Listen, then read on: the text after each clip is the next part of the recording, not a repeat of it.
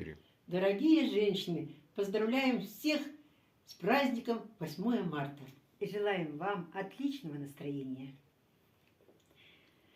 Беларусь, моя песня, моя правда, любовь. Я к тебе приезжаю, час от часу і знов. Я приду на спотканне молодости батькам, каб успомнить коханье, любовь к нивам лугам, каб успомнить коханье, любовь к нивам лугам. Беларусь белой чистой, заставайся завжди, і у небо над сожам прилетят журавы. Будем разом з країною, обіцяння даю, коли треба загину, за родину свою.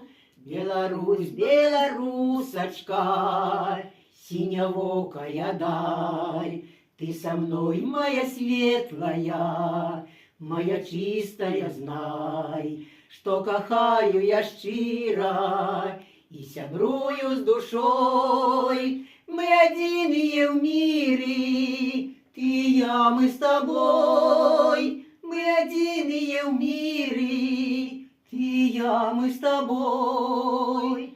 Беларусь, моя песня, что у сердце ношу, эту песню спеваю, вельми ёй дорожу.